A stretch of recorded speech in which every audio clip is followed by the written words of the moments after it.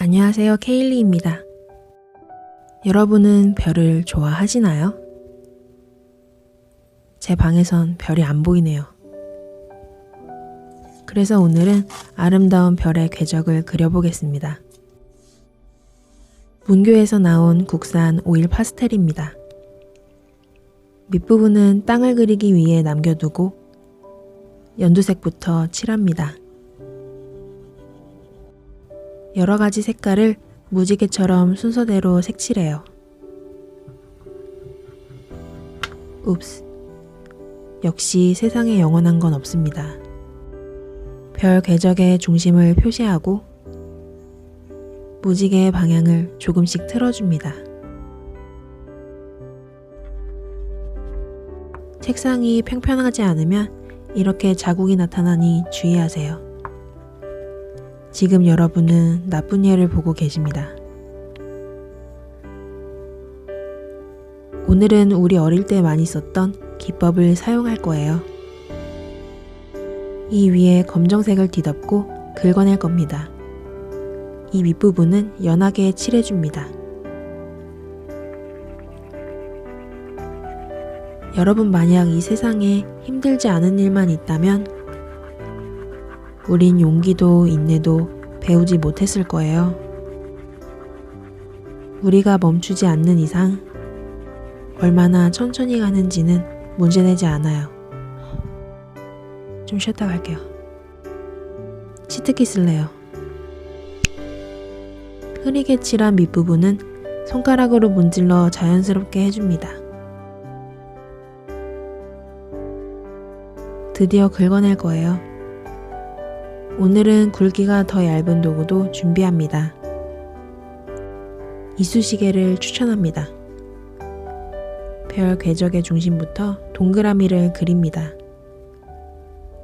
중심은 얇은 선, 가장자리는 굵은 선을 사용해요. 동그라미를 일그러지지 않고 매끄럽게 긁는 것이 관건입니다. 자연물이기 때문에 여백을 불규칙적으로 남겨야 더 자연스럽습니다. 초딩 때 크레파스 긁던 향수가 느껴지네요. 숨겨졌던 색을 찾는 건 여전히 재밌습니다. 선이 삐뚤어졌을 땐 검정색으로 지우고 다시 그리면 됩니다. 별 궤적의 중심에서 멀어질수록 별의 간격을 넓혀줍니다. 자, 이젠 굵은 선으로 긁어볼게요. 얇은 선의 별들 사이사이에 다양한 길이로 긁어줍니다.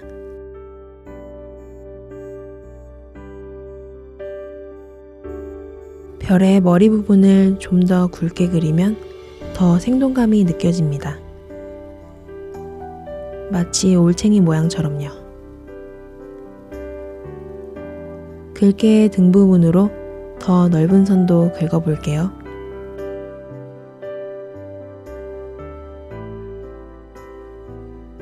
별 머리를 잊지 않고 굵게 마무리해줍니다.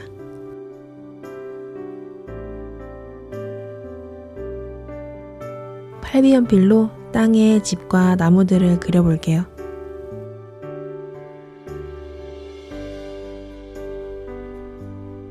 그리고는 꼼꼼히 색칠합니다.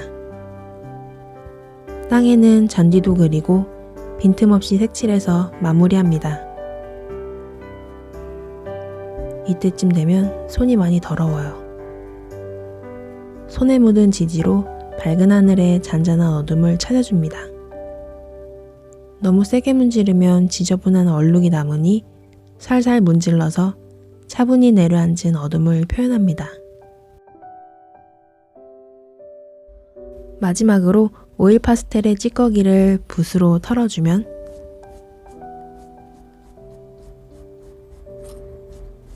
완성입니다. 끝이 아니고 오늘은 마감재를 뿌리는 과정도 보여드릴게요. 사용한 재료에 따라서 마감재를 다르게 사용하는데 저는 오일 파스텔 그림엔 오일 파스텔 용이나 리터칭 바니쉬를 뿌립니다. 냄새가 강하니 꼭 환기가 되는 장소에서 신문지를 깔고 뿌리세요. 적당한 거리를 유지하고 일단 옅게 한번 뿌립니다. 그리고 숨쉬러 달려가요. 가을이 왔네요. 민감한 분들은 마스크 사용하세요. 마르고 난 후 한 번 더 옅게 뿌립니다. 너무 오래 많이 뿌리면 마감재가 흘러내릴 수 있으니 주의하세요. 그리고 그늘에서 말리면 됩니다. 이제 방에서도 별을 볼 수 있어요. 즐겁게 보셨나요? 그럼 다음 영상에서 만나요. 케일리였습니다.